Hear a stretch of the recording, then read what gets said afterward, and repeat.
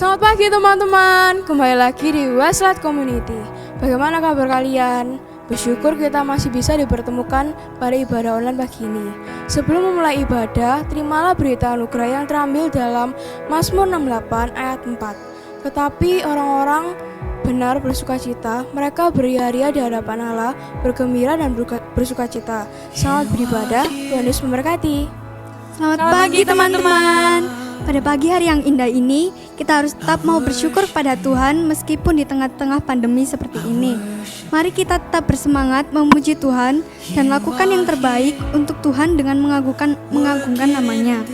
Saya mengundang teman-teman untuk bangkit berdiri.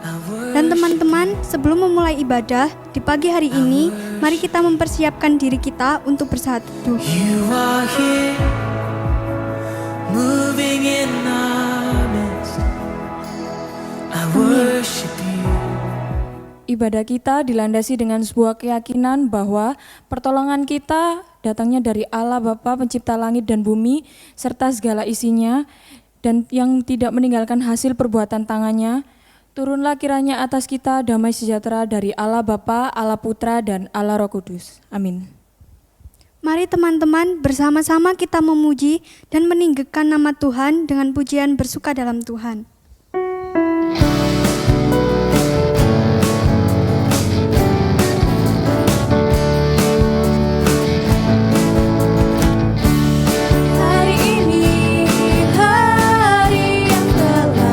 Dijadikan Tuhan, mari kita bersuka. Hari ini hari yang telah dijadikan Tuhan, mari kita bersuka. Dalam Tuhan bersuka.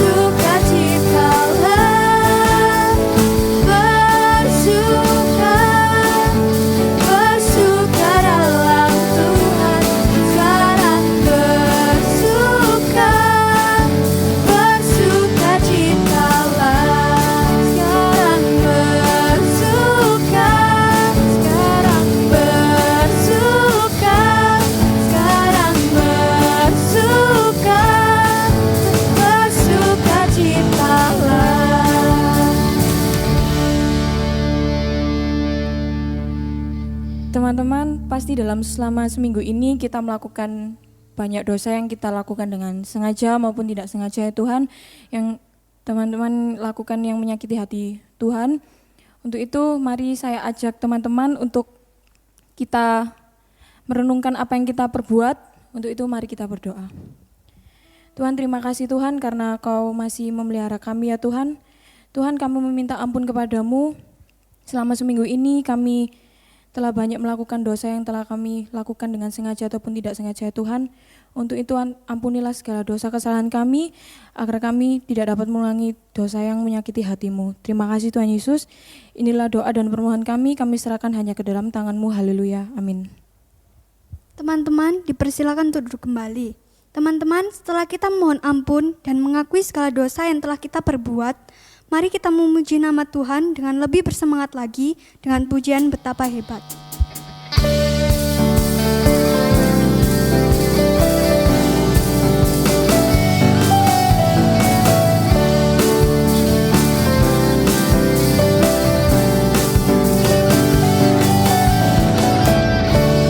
Berkuasa di bumi di surga, bertahta dalam kemuliaan. Dialah Tuhan Allah kita, namanya berkuasa, pembebas umatnya. Betapa hebat, betapa kuat, dahsyatnya Allah kita. Dia berjaya atas semua perbuatannya. Betapa hebat, betapa kuat, dahsyatnya Allah kita. Dia bernama Yesus Raja segala raja, Tuhan Allah kita.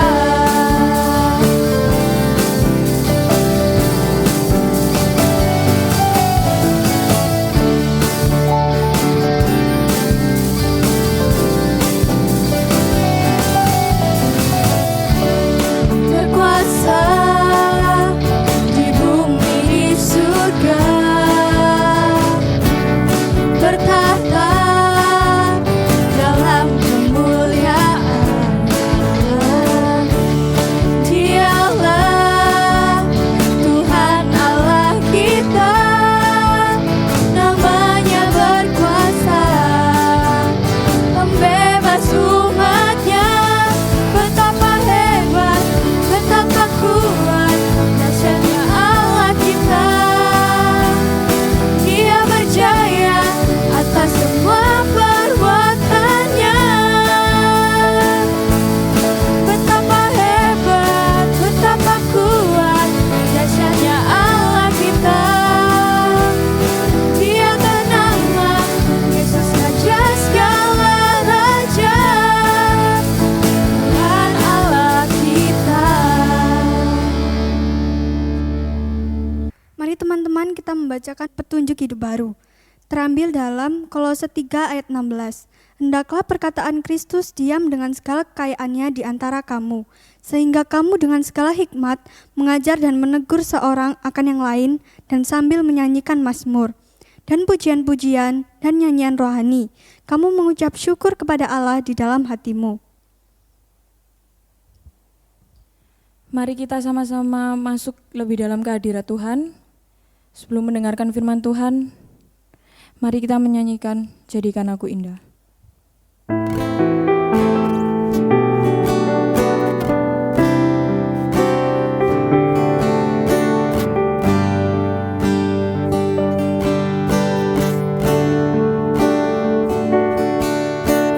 Ku datang ya Bapa dalam kerinduan, memandang keindahan-Mu.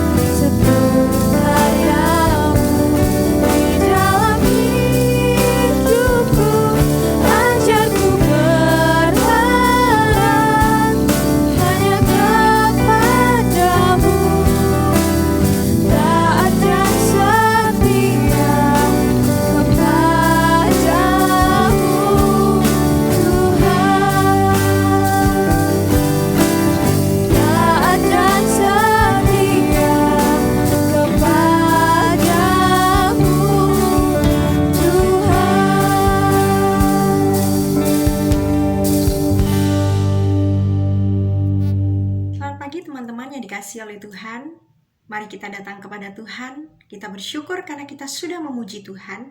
Kita akan mendengarkan kebenaran akan firman Tuhan. Namun sebelum itu kita akan berdoa. Mari kita berdoa. Tuhan Allah Bapa kami yang bertata di dalam kerajaan surga. Engkau Allah yang begitu baik di dalam hidup kami Tuhan. Terima kasih untuk kesempatan yang Tuhan berikan kepada kami. Sehingga pada pagi hari ini kami boleh memuji Tuhan. Tuhan, waktunya bagi kami mendengarkan firman-Mu. Tolonglah kami, berikanlah kami hikmat, berikanlah kami kemampuan untuk kami dapat mengerti kebenaran akan firman Tuhan. Kami boleh merenungkan firman Tuhan, dan terlebih lagi kami boleh melakukannya di dalam kehidupan kami untuk memuliakan nama Tuhan. Berkatilah setiap kami Tuhan, anak-anak-Mu yang mendengar akan firman-Mu. Di dalam nama Tuhan Yesus Kristus kami berdoa dan kami mengucap syukur. Amin. Teman-teman yang dikasihi oleh Tuhan, pada pagi hari ini kita mau belajar satu kebenaran akan firman Tuhan dengan tema yaitu menang dengan damai. Nah teman-teman yang dikasihi Tuhan, siapa sih di dunia ini yang hidupnya itu tidak mau mengalami sebuah kemenangan? Setiap orang, kamu dan saya juga mengharapkan hidup kita itu selalu menang. Bahkan di dalam perlombaan dan di dalam segala aspek kehidupan kita itu pengennya menang. Karena tidak ada satupun orang di dunia ini yang hidupnya tidak mau menang atau mau kalah.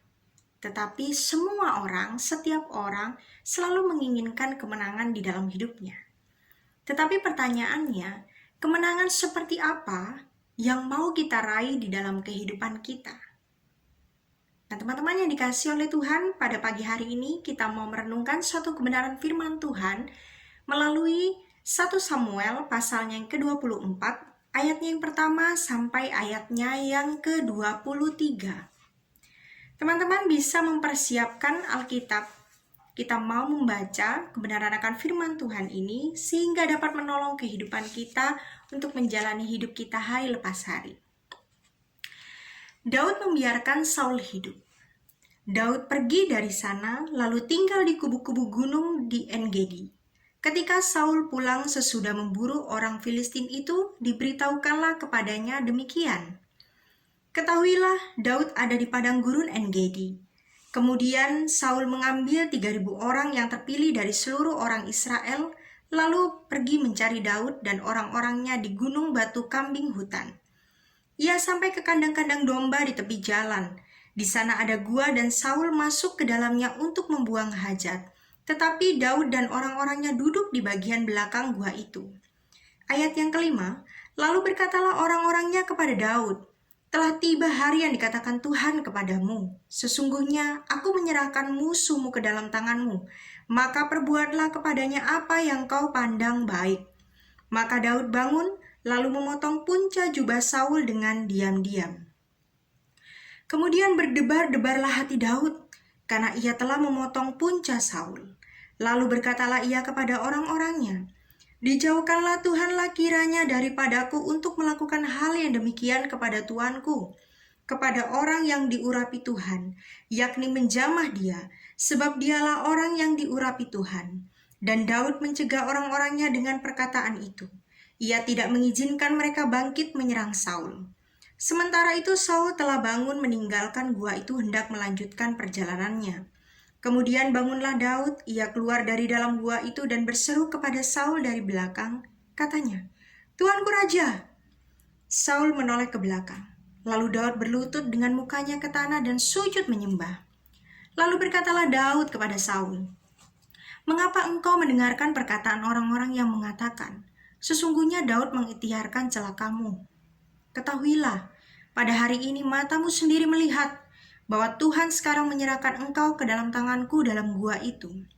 Ada orang yang telah menyuruh aku membunuh engkau, tetapi aku merasa sayang kepadamu karena pikirku, aku tidak akan menjamah tuanku itu, sebab dialah orang yang diurapi Tuhan." Ayat 12, lihatlah dahulu ayahku, lihatlah kiranya punca jubahmu dalam tanganku ini.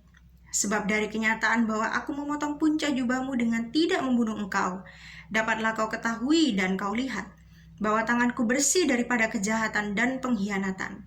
dan bahwa aku tidak berbuat dosa terhadap engkau, walaupun engkau ini mengejar-ngejar aku untuk mencabut nyawaku. Ayat 13, Tuhan kiranya menjadi hakim di antara aku dan engkau. Tuhan kiranya membalaskan aku kepadamu, tetapi tanganku tidak akan memukul engkau. Seperti peribahasa orang tua-tua mengatakan, dari orang fasik timbul kefasikan, tetapi tanganku tidak akan memukul engkau. Terhadap siapakah Raja Israel keluar berperang? Siapakah yang kau kejar? Anjing mati? Seekor kutus saja. Sebab itu Tuhan kiranya menjadi hakim yang memutuskan antara aku dan engkau. Dia kiranya memperhatikannya, memperjuangkan perkaraku, dan memberi keadilan kepadaku dengan melepaskan aku dari tanganmu. Ayat 17, setelah Daud selesai menyampaikan perkataan itu kepada Saul, berkatalah Saul, suaramukah itu ya anakku Daud? Sesudah itu dengan suara nyaring menangislah Saul. Katanya kepada Daud, engkau lebih benar daripada aku, sebab engkau telah melakukan yang baik kepadaku, padahal aku melakukan jahat kepadamu. Telah kau tunjukkan pada hari ini betapa engkau telah melakukan yang baik kepadaku. Walaupun Tuhan telah menyerahkan aku ke dalam tanganmu, engkau tidak membunuh aku. Ayat 20, apabila seseorang mendapat musuhnya, masakan dilepaskannya dia berjalan dengan selamat? Tuhan kiranya membalas kepadamu kebaikan ganti apa yang kau lakukan kepadaku pada hari ini. Oleh karena itu sesungguhnya aku tahu bahwa engkau pasti menjadi raja dan jabatan Raja Israel akan tetap kokoh dalam tanganmu. Oleh sebab itu bersumpahlah kepadaku demi Tuhan, bahwa engkau tidak akan melenyapkan keturunanku dan tidak akan menghapuskan namaku dari kaum keluargaku. Ayat yang ke-23, lalu bersumpahlah Daud kepada Saul. Kemudian pulanglah Saul ke rumahnya, sedang Daud dan orang-orangnya pergi ke kubu gunung. Demikianlah teman-teman firman Tuhan yang sudah kita baca bersama-sama pada pagi hari ini. Kiranya firman Tuhan ini dapat menolong kehidupan kita ya, untuk bisa melihat ya bahwa dengan jelas bahwa di dalam kehidupan kita Tuhan memberikan begitu banyak kesempatan untuk dapat menjalani kehidupan ini. Tetapi bagaimana kita bisa mengambil setiap kesempatan di dalam kehidupan kita itu sesuai dengan apa yang Tuhan mau? Ataukah kesempatan itu kita ambil seturut dengan apa yang kita mau?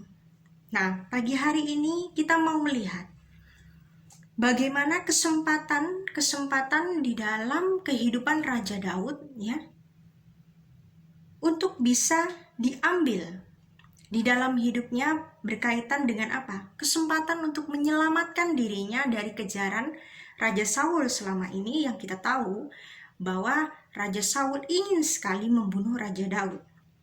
Hal itu dilakukan oleh karena rasa iri hati yang dimiliki oleh Raja Saul kepada Raja Daud. Sehingga Raja Saul ini menganggap bahwa Raja Daud ini adalah sebuah ancaman di dalam kehidupannya. Bahkan Raja Saul pun berpikir bahwa Raja Daud ini bisa sekali ya menjadi ancaman melengsarkan kedudukannya sebagai seorang raja. Nah teman-teman yang dikasihi oleh Tuhan, kita bisa melihat di dalam ayatnya yang kelima tadi yang sudah kita baca bersama-sama. Sampai di sini kita mau merenungkan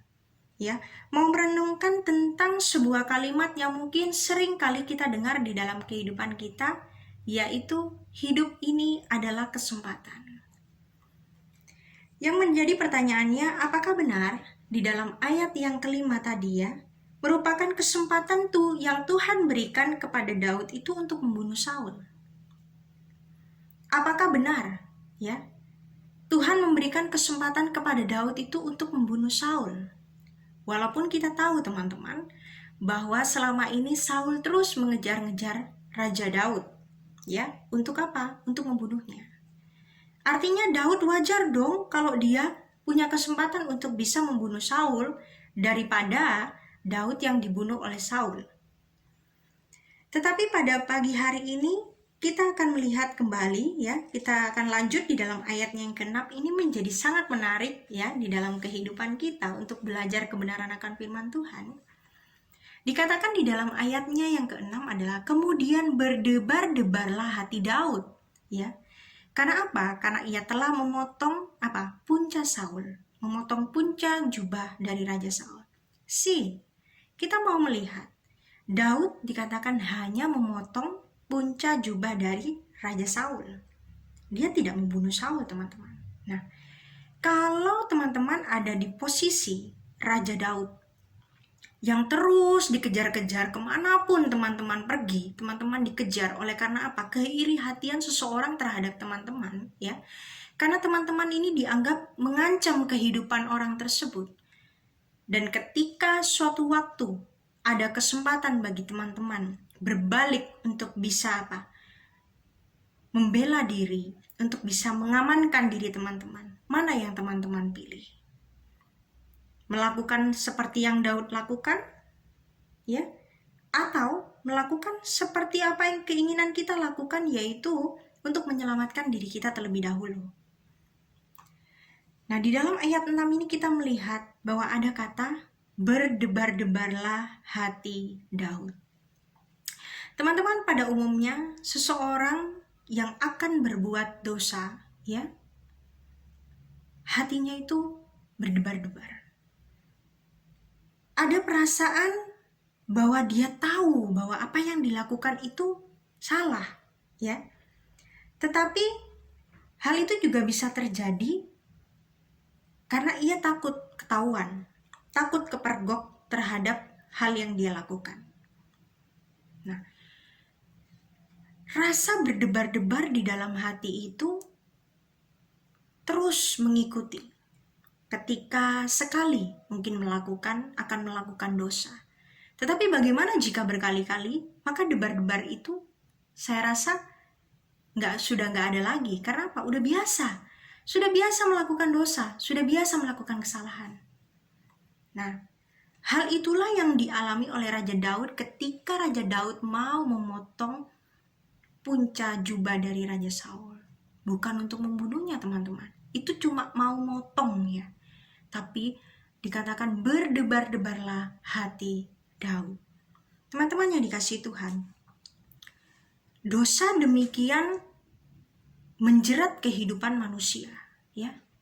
Ketika awal mula, ya, dosa itu menjerat manusia. Debar-debar di hati itu begitu keras. Tetapi semakin sering orang itu melakukan dosa di dalam kehidupannya, baik itu kebohongan, baik itu kebencian, baik hal-hal yang tidak baik di hadapan Tuhan atau di mata Tuhan, maka kebiasaan-kebiasaan itu tidak akan membuat hati mula berdebar-debar. Ini menjadi salah satu bentuk peringatan di dalam kehidupan kita, bahkan ini terjadi di dalam kehidupan Raja Daud. Ya. Bahwa dapat dikatakan kesempatan Daud untuk menyingkirkan Raja Saul itu pada saat itu sangat terbuka. Bahkan dikatakan pada ayat yang kelima tadi bahwa Daud itu didorong untuk tidak menyia-nyiakan kesempatan itu. Dengan alasan apa? Membela dirinya. Kesempatan itu belum tentu terulang kembali Daud, ya. Tapi Daud apa? Kita lihat pada kenyataannya Daud hanya memotong jubah puncanya Saul saja, tetapi tidak membunuh Saul. Nah, teman-teman yang dikasihi oleh Tuhan, ada banyak hal yang bisa kita lakukan di dalam kehidupan kita ketika kita ingin menang di dalam segala hal. Bahkan katakanlah kalau kita lagi kepepet, ya udah deh, segala sesuatu apapun, yang penting aku itu bisa selamat, yang penting aku itu bisa menang, yang penting aku itu bisa aman. Seringkali ajaran dunia adalah demikian. Lakukanlah segala sesuatu menurut caramu, ya. Segala cara bisa kamu lakukan di dalam hidup ini untuk memperoleh sesuatu yang kamu inginkan. Tetapi pada pagi hari ini kita mau belajar kebenaran akan firman Tuhan melalui teks Alkitab ini. Bagaimana kita mengambil kesempatan di dalam kehidupan kita untuk tetap menang, tetapi di dalam damai, ya, tetap menang dengan damai. Teman-teman yang dikasihi oleh Tuhan, tentu hal ini tidak mudah di dalam kehidupan kita, ya. Kita tidak bisa terlepas daripada firman Tuhan untuk dapat mengetahui sebenarnya apa sih yang Tuhan inginkan di dalam kehidupan kita. Ketika kita mempunyai satu keinginan yang besar, yaitu menang di dalam hidup kita, di dalam segala aspek kehidupan kita, baik ketika engkau dan saya belajar di sekolah, ketika engkau dan saya berkuliah, di kampus, ketika engkau dan saya bekerja dimanapun berada. Apa yang Tuhan inginkan? Apa yang Tuhan inginkan dalam kehidupan kita supaya kita memperoleh kemenangan atau menang dengan damai di dalam hidup kita. Karena apa? Karena dunia mengajarkan menanglah dengan segala cara, walaupun cara yang engkau dan saya lakukan adalah salah. Yang pertama, firman Tuhan mengajarkan kepada kita, yaitu hormat kepada Tuhan. Teman-teman yang dikasihi oleh Tuhan, Daud memiliki rasa hormat yang luar biasa kepada Tuhan. Ya, ia tidak mau mengangkat tangannya, yaitu untuk melawan orang-orang yang sudah diurapi oleh Tuhan, yaitu Raja Saul. Daud menyadari bahwa Raja Saul dipilih menjadi seorang Raja Israel bukan karena pilihan manusia, tetapi karena Tuhan berkenan, maka Tuhan mengurapi Raja Saul untuk bisa menjadi pemimpin bagi bangsa Israel pada waktu itu. Walaupun kita tahu bahwa Raja Saul pun tidak sempurna di dalam menjalankan pemerintahannya. Tetapi satu hal yang pasti di sini Daud menyadari bahwa Daud tentu tidak berhak menghakimi kehidupan Raja Saul. Yang Daud mengerti, yang Daud sadari adalah melalui teks Alkitab ini bahwa dia melakukan dengan tidak membunuh Raja Saul, dia menghormati Tuhan. Dia tahu betapa dia tidak berhak atas kehidupan orang lain. Dia tidak berhak atas kehidupan Raja Saul, walaupun Raja Saul terus menerus mengejar Daud untuk membunuhnya. Tetapi Daud tidak mengambil langkah yang salah. Daud tidak mengambil langkah untuk membunuh Raja Saul. Walaupun Daud punya kesempatan itu. Nah, teman-teman yang dikasihi oleh Tuhan, bagi Daud, Saul adalah raja yang telah diurapi oleh Tuhan. Pengurapan Tuhan ada di atas kepala Saul, yang menjadikan Saul sebagai seorang raja, yaitu perwakilan Allah di dalam pemerintahan, terlebih lagi untuk memimpin bangsa Israel, yaitu umat Allah. Nah, seseorang yang benar-benar takut akan Tuhan seperti Daud, dia akan lebih takut untuk menghina Tuhan.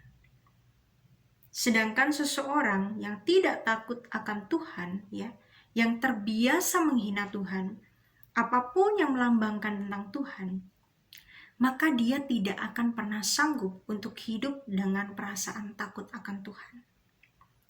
Dia tidak mengutamakan keamanan dirinya. Daud tidak mengutamakan, oh iya, aku bela diri nih. Wajar dong kalau aku membunuh Raja Daud. Toh dia ngejar-ngejar aku terus. Ya daripada aku capek dikejar-kejar terus, kemana-mana aku dicari, mau dibunuh sama dia, ini kesempatanku untuk membunuh dia. Tidak, teman-teman. Langkah itu tidak pernah diambil oleh Raja Daud.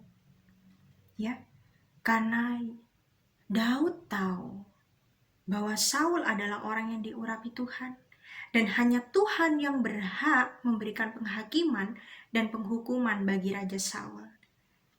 Teman-teman yang dikasihi oleh Tuhan, yang pertama poinnya untuk menang dengan damai, di mana kita mengambil kesempatan untuk menang dengan damai.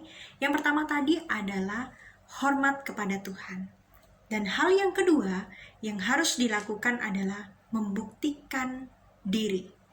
Nah, apa maksudnya? Membuktikan diri di sini sebagaimana perikop firman Tuhan yang sudah kita baca.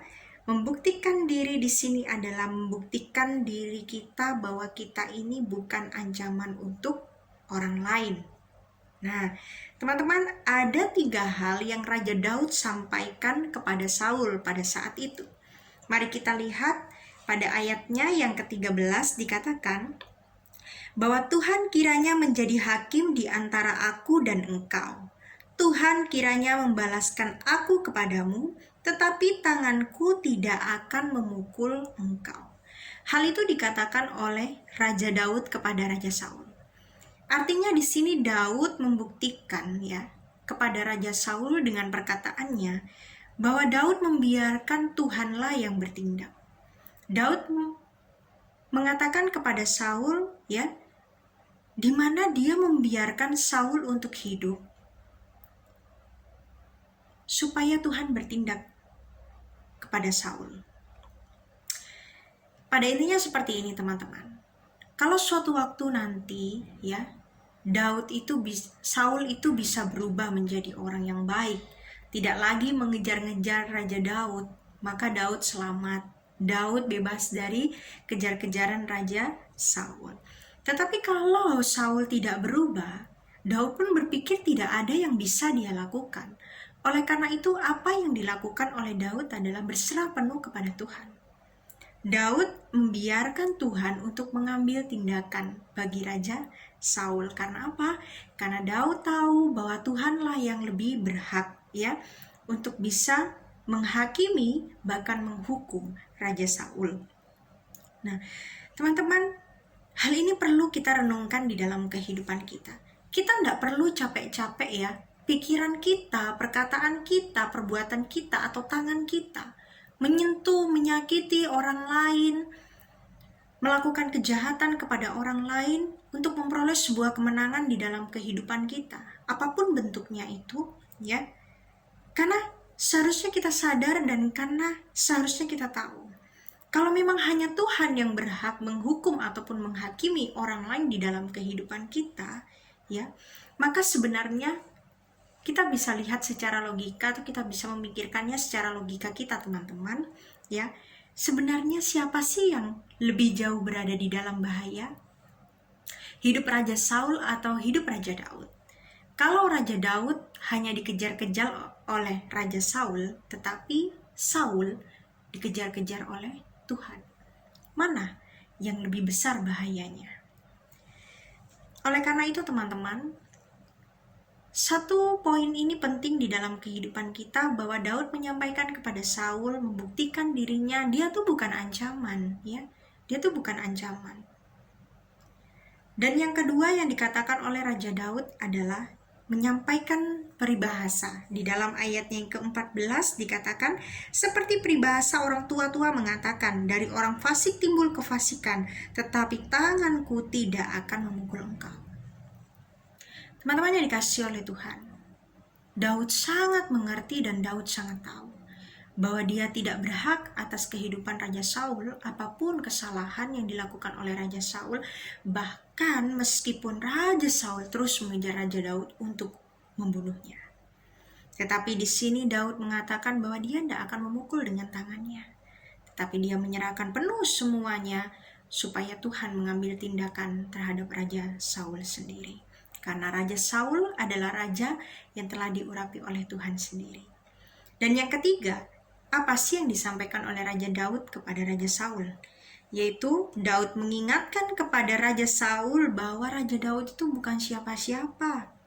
Nah, dikatakan ayat yang ke-15, terhadap siapakah Raja Israel keluar berperang? Siapakah yang kau kejar? Anjing mati? Seekor kutu saja. Raja Daud sampai menyebutkan ya, atau merendahkan dirinya. Dikatakan ada kata apa? Anjing mati. Dan juga apa? Seekor kutu saja.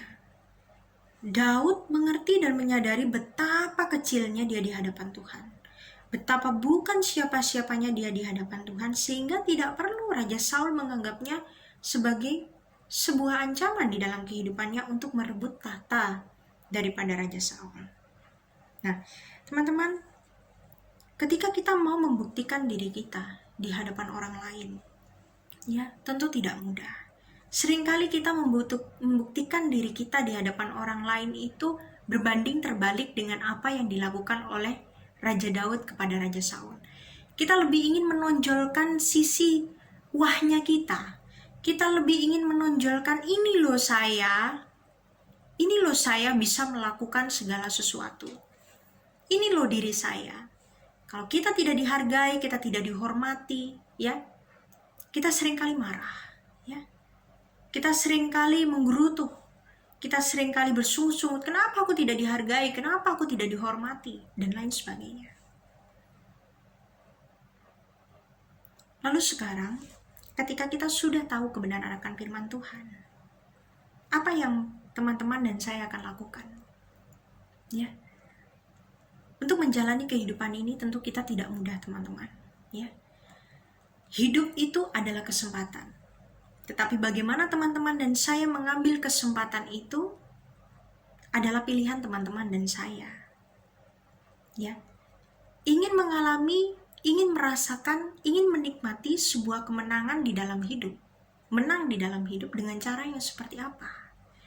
Dengan cara dunia yang menghalalkan segala cara, dengan segala keinginan-keinginan kedagingan kita, atau kita ingin menang, ya, menang dengan damai di dalam Tuhan, dengan cara Tuhan, yang mana Tuhan ingin tunjukkan kepada kita.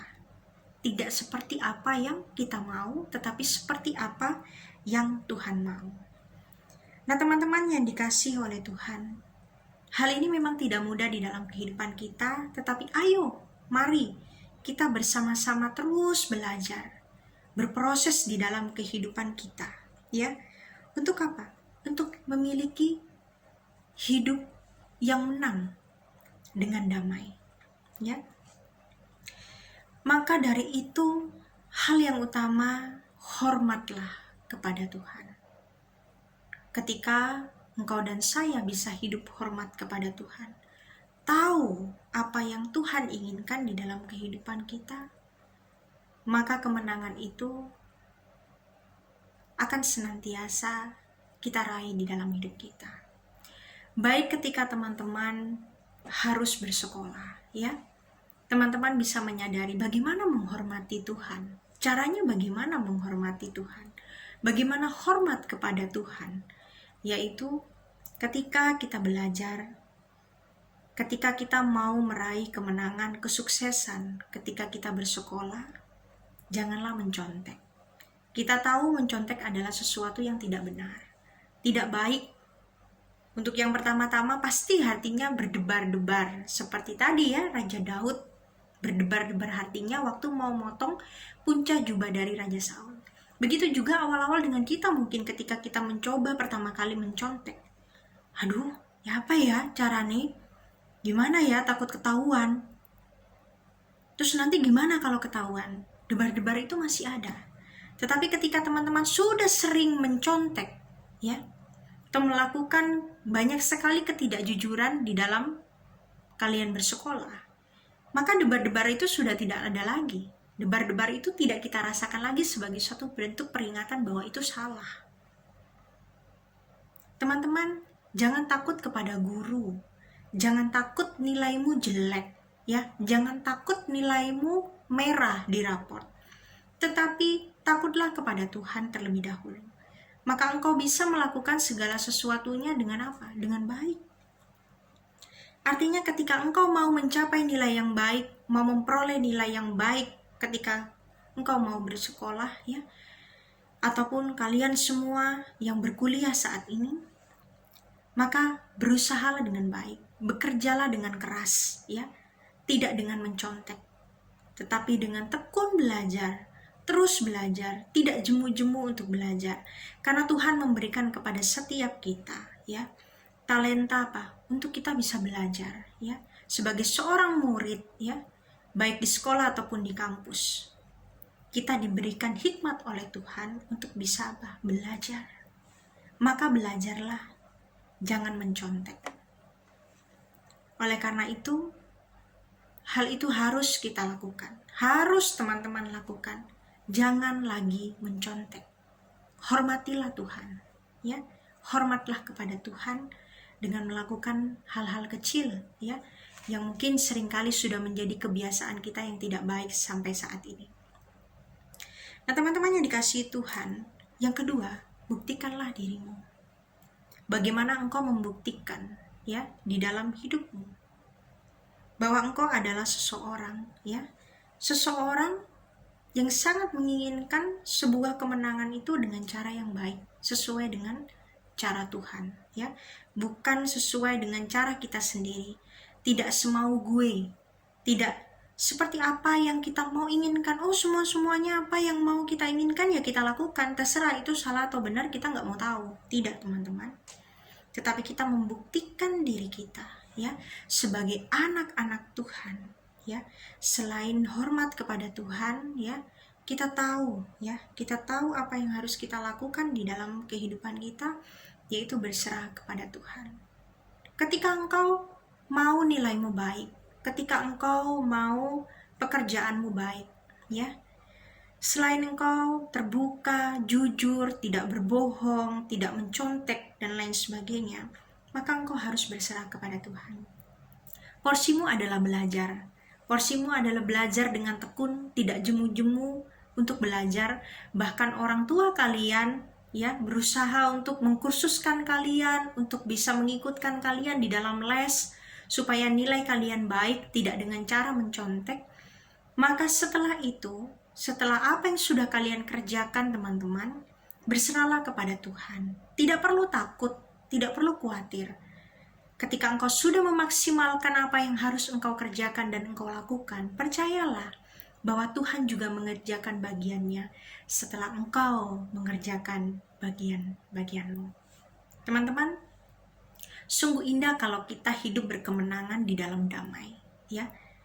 Selain sesuai dengan apa yang Tuhan mau, maka hati kita ini nggak lagi berdebar-debar oleh karena sesuatu yang salah atau tidak benar di dalam hidup, tetapi oleh karena sesuatu yang benar yang sudah kita kerjakan di dalam kehidupan kita. Dan apa?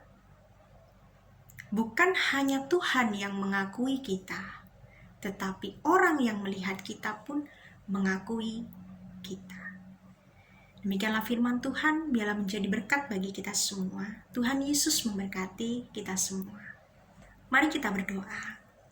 Tuhan Allah Bapa kami yang bertata di dalam kerajaan surga, pada pagi hari ini kami bersyukur kepada Tuhan. Tuhan, Engkau mengingatkan kepada kami bahwa tidak mudah untuk menjadi orang yang berkemenangan di dalam hidup ini dengan damai. Ada banyak hal yang ditawarkan oleh dunia kepada kami, supaya kami bisa melakukan berbagai cara apapun, terkadang tidak berkenan di hadapan Tuhan, sehingga kami menjadi orang yang berhasil ataupun berkemenangan. Tuhan, tolonglah kami, supaya kami bisa belajar seperti Raja Daud. Kami belajar Tuhan, untuk bisa menghormati Engkau di dalam segala sesuatu, di dalam segala aspek kehidupan kami. Terutama ketika saat ini kami dipercaya oleh Tuhan menjadi seorang murid, kami harus belajar di sekolah. Kami belajar ya Tuhan, untuk hidup hormat kepada Tuhan. Dengan melakukan segala sesuatu yang Tuhan kehendaki, kami memperoleh nilai yang baik oleh karena kami boleh bekerja keras. Kami tekun di dalam belajar. Kami tekun mengikuti les ataupun kursus yang sudah diusahakan oleh orang tua kami. Dan lain sebagainya hal-hal yang baik. Tetapi tolonglah kami Tuhan untuk kami dapat menjauhi hal-hal yang tidak berkenan di hadapan Tuhan, seperti mencontek, yang mungkin seringkali menjadi suatu hal yang wajar atau kebiasaan bagi kami sampai saat ini kami belum bisa menanganinya. Tolonglah kami Tuhan, berikan kami hikmat. Tuhan, tolong setiap kami juga ketika kami boleh harus mendapatkan nilai yang baik Tuhan. Kami belajar tidak hanya hormat kepada Tuhan, tapi kami membuktikan diri kami dengan cara berserah penuh kepada Tuhan. Ajar kami untuk terus belajar ya Tuhan. Belajar di dalam proses kehidupan kami ya Bapa. Belajar dengan baik seperti apa yang Tuhan mau. Dan ketika kami sudah mengerjakan bagian kami berserah kepada Tuhan. Kami tidak mau lagi takut nilai kami jelek. Kami tidak mau lagi ya Tuhan Yesus menghalalkan segala cara untuk mendapatkan kemenangan di dalam hidup kami dengan cara-cara yang salah. Tetapi kami memohon kepada Tuhan, supaya Tuhan berkarya di dalam hidup kami ketika kami sudah melakukan apa yang menjadi tugas dan tanggung jawab kami.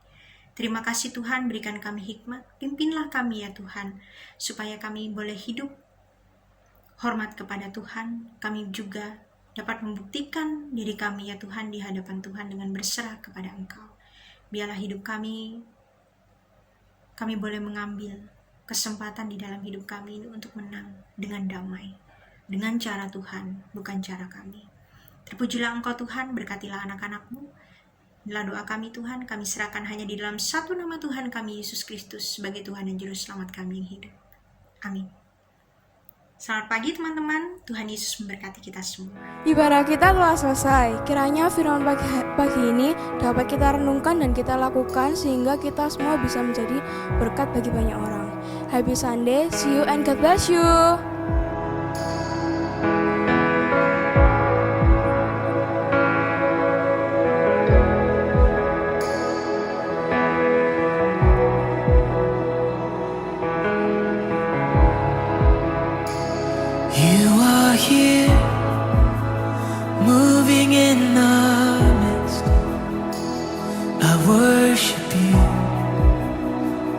I worship you.